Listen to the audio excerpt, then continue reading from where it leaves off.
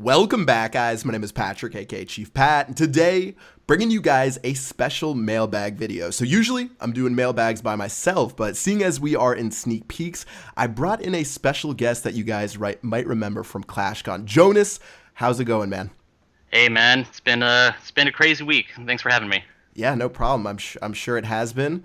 Have you seen the community lately? There's been a couple of questions about the changes. These definitely not what everyone was expecting coming into this 2 week period. So a lot of people have been sending in questions. I know Galadon posted a video yesterday. I was checking his comments. I checked the forum, the Reddit, my own comments, and I've got a lot of questions for you. They're gonna get a little difficult, but hopefully you can explain these changes, why you guys wanted to do them, and we'll sort of get to piece by piece about each section of the game. Does that sound good? Yeah, we've been following all the feedback really closely, so I'm actually pretty eager to get a chance to just sort of a upfront talk about everything that's going on. Cool. All right. Well, let's just start off. First of all, before we break apart into farming, trophies, all of that stuff, why did you guys actually decide to make these changes? I'm sure you're self-aware that Clash of Clans has been the number one game for like 3 years straight. I didn't see anyone really complaining. A lot of people were sort of content with the Town Hall Snipes, how they had their bases set up. But the way you guys are changing it to now seems a little bit more complex, especially maybe for the casual player. So what went into actually wanting to make these changes? And do you think they're going to be a little bit too complex for maybe the everyday player who doesn't check the forums or check YouTube or something like that? So those are really good questions. Like to start off with the question about complexity. So like absolutely, it's a lot of information, and I think we were sort of prepared that hey, this is a lot of complex changes to put down on paper. But the system has been sort of rethought from the ground up to be simpler to play, even if sort of the tech behind it and all the fine details behind it are getting a bit more complex. So Yeah, I said those forum posts were longer than any high school or college paper I had ever written on Twitter. So they don't seem the most simple right now, but I guess they should be when people actually play the game. Yeah. I mean, and that should be the goal. The goal should be is that when you're sitting down and playing it, you don't have to think about all these massive posts worth of changes. But we felt it was very important to publish all of these changes like in detail in advance, so we could gather player feedback. So like we want to be as transparent as possible and have this sort of proactive discussion with the players about how and why the game is changing, and we don't want like any big surprises springing up under the hood when the update goes live. And actually we've already made a couple adjustments based on the player feedback. Like we've reduced the army requirement for getting a shield, added more village guard time to champ league. So your feedback has been really valuable. So thanks for all the feedback. But to get into this question about like why do this at all, and I think this is a really important question. And I think right now, frankly, a lot of people won't really care about anything else that comes in this update or even anything else we say if they don't get a clear and definitive answer as to like, why are you changing the town hall shields? Why are you, sort of changing the playing field so much? And this is, I think, the most important question of this entire update. So, if you want to bear with me here, I think Go to ahead. answer, yeah. So let's sort of like do a little imagining exercise. This might help make things a bit clearer for everybody. So let's imagine Clash as in a different world as this perfect game that's every bit as successful as it is now, but where 100% of players were engaged actively in battling. So everybody had good bases, everybody did good attacks. Players were able to experiment and have fun with different army compositions. They could go in and attack anytime they wanted, and you would win some, you would lose some, but overall there would be good loot everywhere, good bonuses, and you would always be able to progress. So like imagine Clash as this perfect game where everybody's playing the game for the fun of the game, where the experience is really well balanced and no one has to stress too much about how difficult it is to progress. So, if you have that in your head, now imagine that an update is coming along. And for the first time, we're releasing this new building that costs 1,000 gold and 1,000 elixir and lets any player vanish from that battlefield. Like they would just disappear from the game. No one would see them. No one could attack them. Their base would, kind of in a way become meaningless, and they could just go around tapping other people's buildings to get an unlimited amount of loot. So if That I was sounds playing, great to me. yeah, yeah, I know. But for me, if I was playing that game, I would see that new building and I would be like, you must be completely crazy. Why in the world would you add this building and sort of like ruin this battlefield just to give people an easy way to progress without playing? Why would you sort of take away the soul of what makes this game fun? So, like for me, that building wouldn't make any sense. And as more and more people started using it, I feel that it would spoil how fun that game was to play. So now, you probably see where I'm going. I think we sort of find ourselves in that world now. That building exists in our game, and it's called the Town Hall. And unfortunately, there are a lot of really valid reasons why many people have had to rely on vanishing from the game to make it enjoyable for them. The loot isn't good enough. They lose too much when they defend. They have to defend too much. Their shield runs out at bad times. They get attacked when they're not ready. They look away from their device and they get attacked when they didn't mean to. Progressing is too hard. The battles are too risky.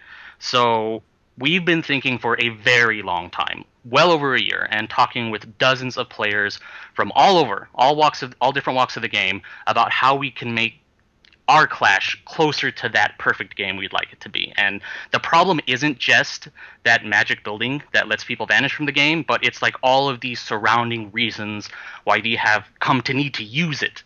So like, removing this building isn't enough to get us to that, perfect Clash. We need to make shields better. We need to make progression less stressful.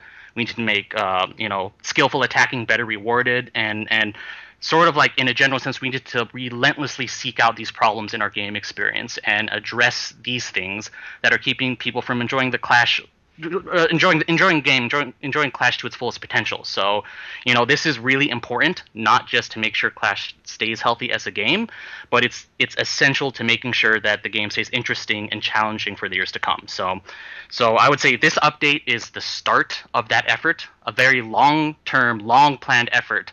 And yes, as much as we all know that players like the Town Hall Shield, removing that ability to just vanish from the game is an absolutely mandatory part of it. So this is by no means the entire story, and this update is by no means the end of trying to make Clash into that better game. We're going to have to keep on tackling this issue, and the way I see it, if we just step back and all ask ourselves, which of these games would we rather choose Clash to be? Would it be this game where everyone vanishes and taps buildings to progress, or this sort of like active battlefield where everyone's fighting and involved and progressing with fair play and low stress? I think I know which one I would choose. So maybe that answers your question. I think a lot of people are scared that, first of all, the way that they've been playing the game for a while isn't going to be the same, obviously, not having those free shields. But I think people might be thinking that from now on, it's going to be impossible to save up those loot to do those upgrades, whether it's being a Town Hall 8, saving up for your higher level Barbarian King, stuff like that. By having people constantly attacking back and forth and not getting that free shield, theoretically you're going to be seeing higher level players attacking you. Or how is that balance going to be working out with farming now that we have these changes? And how is it really going to change how people are playing the game from a farming perspective? And are they actually going to be able to get those upgrades done that they want to be able to get done? Yeah, absolutely. So, I want to start by saying that I completely understand the fear and worry that's being felt by farmers right now. So, I mean, like, as I was just saying, like, progressing in Clash can be super difficult and, really demanding at times. And farming sort of came up, I think, as this, like, nice and easy way to keep progressing without having to stress too hard about the game. And we absolutely want to continue to support that sort of more casual play style. So, I can completely understand why some players might, actually be very angry if they felt that we were taking away that from them, like that ability to just sort of enjoy the game in a more casual way. And again, I think this all comes down to the Town Hall Shield, like you were saying. It was such a huge help to make the game less stressful to play, because basically you could avoid any losses on defense other than that 1,000 gold, 1,000 elixir, So in a way, you almost never had to worry about losing what you earned. But now you have to bring the Town Hall inside. Now you have to take proper defense. You will lose a bit of resources, maybe a lot of resources, depending on how hard you get hit. And so I get how it can be very worrying to think about, I'm going to be losing so many resources, and that you would lose control of being able to play the game in this casual way. So, like, let's talk practicalities here. So let's talk through like how farming is going to be changing after the update. Okay. And yeah, and honestly, I don't think it's really going to be changing that much. Like, a lot of people are already playing the game in this way. They're already playing the game with the Town Hall Inn. They're managing their losses, and I think ultimately it comes down to managing that negative hit, that loss of resources when you defend. So it's gonna happen. How do you recover? And the simplest answer is, after these changes, after you defend, you attack. So it costs you 3 hours of shield. So if you can make up what you lost with one attack, you're golden. And actually, you can attack 2 times. You can even attack up to 3 times now before your shield is fully depleted to try to make up what you lost. And because you're doing it when your shield is up, you can take your time. You can let your troops train. You can attack when you're ready. And I think this is sort of like around the fundamental change that's going to be happening here. So recovering from this loss on defense is going to be a lot more important, I think, for all farmers now. But the ability to attack through shield is an incredibly powerful tool to do that. And because you're shielded, you don't have to worry about being attacked. You can maybe even train up a stronger army, spend a bit longer looking for that perfect base. And I think farmers that get really good at this defense recovery can actually end up coming out, incredibly ahead than what they are now. And I want to emphasize this point here because I think this mental shift, all of us are going to be making this mental shift as a player. And it's even taken us in the team a while to wrap our heads around, how is playing the game going to feel different, especially as a farmer. And I think it's going to be much, much clearer once people just start playing the game after the update is out. It's going to change from this sort of like, I'm shielded, don't attack, or I'm not shielded, attack all I can, to this more sort of flexible, I don't care if I'm shielded or not, I just attack when I want to. And if you want to have a really focused farming session, there should be better targets, your farming should be more productive, and you can even get this 2-hour village guard to make sure you don't accidentally get cut off. So I think farming won't be changing that much. This sort of zero loss farming, that's going to change, yeah. You're going to have to think about how you recover from defenses more, but frankly, that's part of the game, and we're trying to make it way easier than it used to be to recover from defenses with the supporting shield and village guard changes. So another thing you guys touched on, obviously the shield changes were the first sneak peek that we had, but getting into the personal break feature, especially as how that fits into shields, I thought that might have been maybe the most confusing topic out of all of them. I know I read through the text entirely, and I still had a question that I asked you before the interview started. So yeah, a lot of questions in the team too. It's been complicated to implement, so I can understand. Yeah, I'm wondering if you could give the best explain, like I'm 5 years old, if possible, about the personal break changes. Yeah, we've had to do that to each other too because it's very complicated, and there's good reasons for that. Part of making sure this Battlefield ecosystem is healthy is making sure that people actually defend, and bringing the Town Hall in as part of that, and personal break changes are part of that. But I think, again, from the player perspective, you should really not have to think about this too much. So the way I've been thinking about it, that's very simple to understand the personal break changes, is when you go on defense, one of 2 things is going to happen.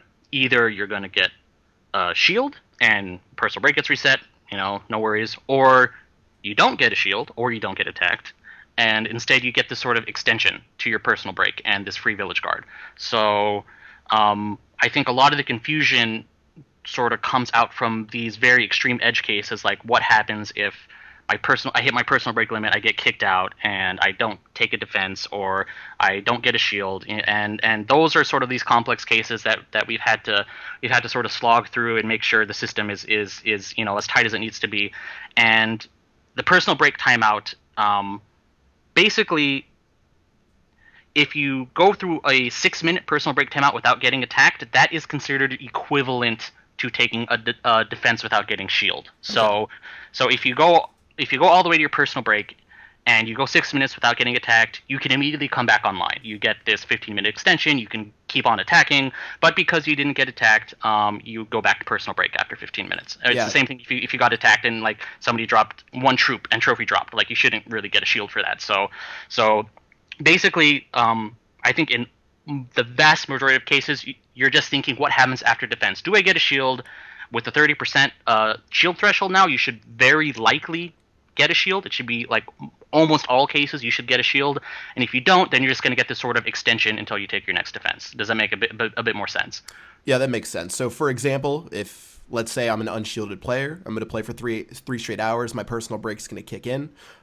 6 minutes is going to go by, and let's say I don't get attacked. That'll count, let's say, as like one defensive win or whatever, and then you'll get that 15-minute village guard, which of course you can dismiss, right? You can dismiss that immediately, and let's say you just defend again right away. So you're like, if you absolutely want to get back to your 3-hour personal break, yes, you can just, if you get kicked out, nothing happens, you can just immediately hit the minus button, dismiss it, go again, and you're either looking for the shield or you're looking for sort of like the 3 defensive wins. So it's going to be either one or the other. And with the shield thresholds and with people actually doing more proper attacking and not having the town hall snipes, I think the shields are going to be coming a lot more reliably than they used to. Okay. And one question I want to sneak into this is I wanted to ask you this, but with all of this focus on defense and defending your village, bringing that back into the forefront of the game, not making it an attack only game, have you guys thought at all about maybe some sort of defensive bonus for successful attacks? Oh yeah, that's a really good question. Like in the past, I would say that defensive bonuses would have been completely off the table, just because the town halls on the outside. Exactly. Yeah. If you're getting a defensive bonus for somebody dropping one troop or whatever, that doesn't make any sense. But if you can really straighten out this battlefield and try to make sure the defenses are proper, the attacks are proper, that like when you get a defensive win, you earned that defensive win, and there's not really a way to sort of cheaply exploit that, then I think absolutely we can start thinking about defensive wins again. But this is going to have to come post these changes, just because right now a defensive win doesn't really mean anything. Right. Yeah, that makes sense. All right, well, skipping on to the next segment of players we want to talk about, that's going to be for trophy pushers. So a lot of the changes, whether it is the changes for like the trophy algorithms, which is going to be really nice, by the way. I know I'm going to be pushing back up to Legend League after this update drops at Town Hall 11. No more one trophy offers. Thank God. Mm-hmm. Yeah. Go ahead. Okay, so yeah, I mean, you're spot on there. Like a lot of the changes here focus on trophy pushers and people who play competitively, and that's just because these players, the competitive players, I'm sure you've experienced this, they have gotten some of the worst of what Clash has to offer. Huge waiting times, terrible offers. It's miserable. I'm not gonna lie. Yeah, and it's been a very long term and frankly difficult job to improve that situation. So we're trying, and we think this update will probably make the biggest impact out of anything we've done so far. But I think it's important to address also that this update isn't just for trophy pushers. We want to put more loot and more targets into matchmaking for everyone. We want to make the play sessions more flexible for everyone. We want everyone to sort of enjoy playing the game more and worry less about their ledger sheets, whether it is loot or trophies. And we think that security in village defense and village protection, we think that's going to be like majorly improved for everyone, as well as being able to attack with less risk and with greater offers on the table. So, and we've been saying that we think this is a much fairer system for everyone, and I think the main reason why is because we're giving everybody access to higher value targets, no matter how they play the game. Whether you're trophy pushing, whether you're farming, whether you're having these marathon attacking sessions or just attacking once per day, no matter where you're playing it, there should be more compelling offers on the table for you in multiplayer. So one more question that I saw a lot of people had regarding to finding bases is that now that the fact that people are going to be protected by shields and the village guard, they might be seeing less multiplayer matches. What would you say to those people? Yeah, so I think this is a fantastic question. Like I'm glad that some people were asking about this. And it kind of it stands to reason that if people are shielded more, they're getting this village guard, they're attacking through shield and all that, like won't the amount of matchmaking targets drop. So we don't often talk about player statistics about our game in Supercell, but there is one statistic that I think is really, really important. Drop it on me. Yeah, like this is, I think, this sort of frames not only why we're not worried about a drop in multiplayer, but just why it's so important that we're doing these changes in this update. So we looked at up and down on all levels of play in multiplayer matchmaking, and we found that um, in some levels of multiplayer matchmaking, up to 80% of attacks were town hall snipes. What? So yeah, I mean, so it's like one, or a few units. They're picking off a town hall in the corner and letting that target, just disappear from matchmaking without ever having to properly defend. Was that Titan 3? No, this is actually across the board, and it actually is. Yes, it's with the top level players now as well, and many players are actually doing this hundreds of times per day because it is so easy, it's so fast, and it's so cheap. So like think about that. Like this is a huge percentage of the matchmaking pool, and likely the best targets in the matchmaking pool that are they're just gone. Saving up the resources. Yeah, because the people are actually getting those resources. Exactly. So when we remove this mechanic of the Town Hall Shield, we're unlocking in a way a huge amount of targets that have never really been accessible to most players who aren't doing hundreds of Town Hall snipes a day. And this is fundamentally why we are stressing the fact that we feel this is a fairer system. Because like say if you're a casual player, right? You have almost no chance of finding one of these good targets because you're just sort of stuck with the leftovers of what these ravenous Town Hall snipers are leaving behind. So this is going to change. Wow, I didn't know. I didn't know it was 80%. That's pretty ridiculous. So, wow. Okay. Well, another question I saw, and this one actually pertains to me. This one hits home, man. And I got to tell you, because I know when Clan Wars came out, my defenseless base couldn't find a clan war for like 5 months, and I kept emailing you over and over again, and yeah, I still haven't tested it again. I need to try that again, by the way. Yeah. Apparently, it should be testing those edge cases, man. Okay. All right. Well, now with defenseless accounts, what's going to be happening to those type of people? Because let's say on my Town Hall 10 account, I only have a single level 1 cannon, and even though that's given me problems in some raids before, as subscribers have known, yeah, I don't think I'm going to be able to defend against less than, what is it, you guys changed it to 33% of an army composition? Yeah. Okay. So, I don't know if I'm going to be able to defend against that, so I'm pretty much going to be, theoretically, I'm going to be in a perpetual cycle of getting my butt kicked. What do you have to say about that one? Yeah. I think it's true. These defenseless or these like super rushed accounts are going to be in kind of a weird spot. So like they've already been in a weird spot. That's just sort of the thing. It's sort of like in theory, if you have Town Hall 4 defenses, you should be playing with other Town Hall 4s. But we have this separation in the game of attack and defense, and that is what it is. So it's true. I think these players with these sort of very extremely lopsided accounts, they're gonna find it harder to get shield until the drop low enough. To say the least. Yeah. So I mean, like if somebody can steamroll you with a single hero, or but 3 Hog Riders. But basically, so it's going to happen that I think these people are going to drop, but eventually they'll hit a point where you will be able to build back up. And I honestly, I think this sort of defenseless rushed account at a high level thing that has only ever been made possible in the first place because you could vanish from matchmaking with the Town Hall shields. So, now that we're removing that mechanic, it's going to be bringing that into balance. You have to upgrade your defense in line with your offense if you want to progress into higher levels. So, like, my advice for the people who are doing that, like, of course, for you, it's different because you just want to make a YouTube series that's just like, how far can I go with my defenseless account? But for other people, who are in this weird spot, I would just, my best advice is, just start building your defenses. God. Yeah. I'm sure that's exactly what they want to hear. Yeah, I know, and but I mean the early upgrades they're very cheap, and it's not as hard to get the ball rolling as you think. Their upgrades are cheap because they're level 1 cannons. Yeah, 1,000 gold for a cannon, that's not going to break the bank. You can start growing again. You have to focus on your defenses. Like I'm sorry, but you have to keep it in line with your offense. All right, I need to finish my Chief Challenge series with Galadon. I think we're at like 2,520 trophies with level 1 cannons. Or I think Galadon gemmed all the defenses because he's a gemmer. But for me, I think that account's going to be dropping pretty soon from what you're saying. But okay, all right. Well, somebody had to get the short, and I'm sorry about your no defense 1 cannon base. It's but okay. Chief Challenge, he'll be okay. He'll find a place in the game some way, somehow. Maybe I'll turn him into my Town Hall 10 account, like I was saying, when I go to Town Hall 11. I guess that covers most of the sneak peek stuff. I'm going to give you the floor in a second, but I did want to ask you, actually, one more thing, because we talked about farmers, we talked about trophy pushers.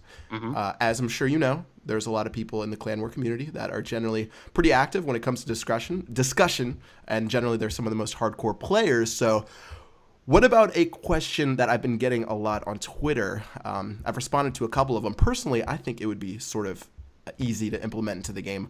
What about the idea of implementing arranged war matchups? So let's say, just like Smashland, if you guys ever played Smashland when it was in beta for Supercell, really fun game, but pretty much you could challenge people inside of your clan. But let's say it's clan versus clan. Let's say I'm in the Classronauts. I want to arrange a war with Lost Phoenix clan. Maybe there would be some sort of thing. I click a button and I type in their clan tag and we go to war, and we can make it exploitable by not winning any resources, strictly for bragging rights.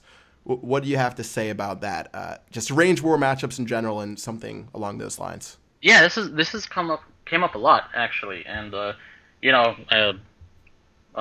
just like to start off with, you were saying like, yeah, this update is super heavily focused on not war stuff, so I understand if the war community feels a bit sort of like, hey, what about us?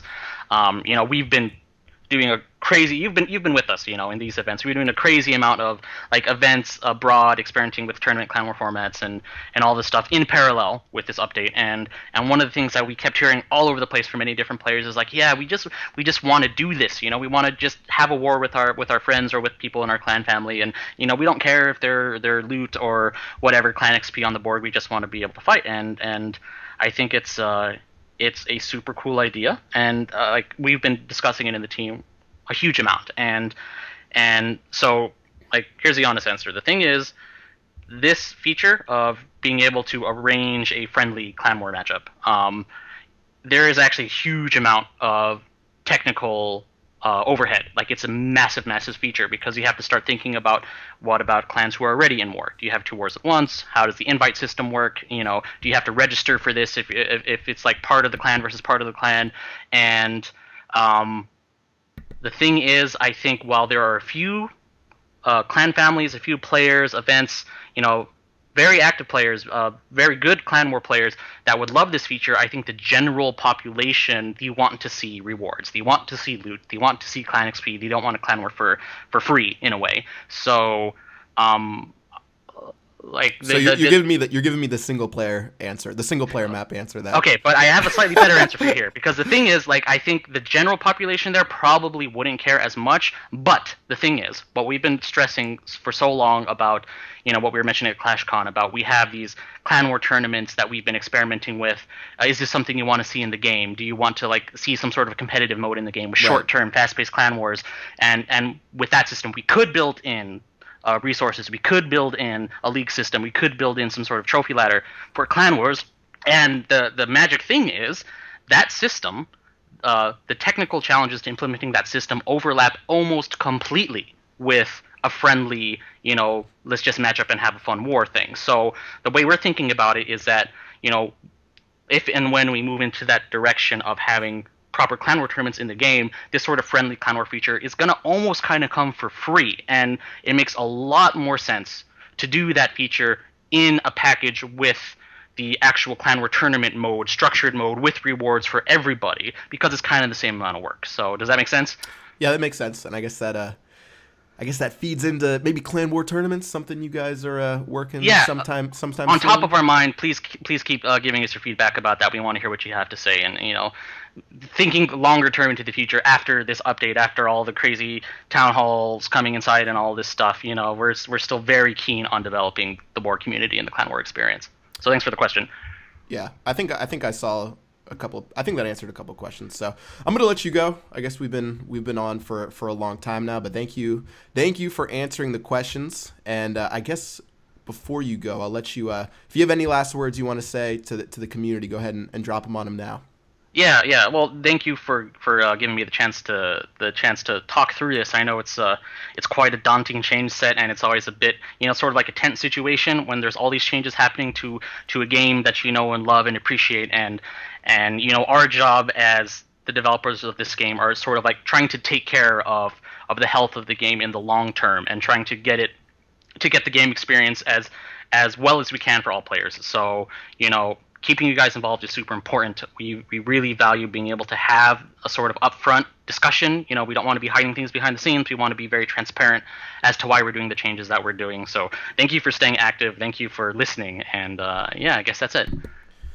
All right. Well, yeah, thanks for coming on, man. Really appreciate you giving me some words. Hopefully it helped out with a couple of people. Personally, for me, I'm just excited to see when the update comes out, really see all the changes in action, get a chance to test it, and it should be a fun time. So that's going to do it for this video. If you guys actually want to check out a video that Galadon's going to be doing, and I believe he's going to be posting it in just a little bit, he's going to be talking with Jonas about some additional features that you guys might want to see added into the game, including some of the tough questions that I'm sure Jonas is going to have a fun time answering. So make sure you guys check that out. I'll throw a link to that one in the description below. Again, thanks to Jonas, and I believe tomorrow we have we got some good sneak peeks coming up for some new content, right?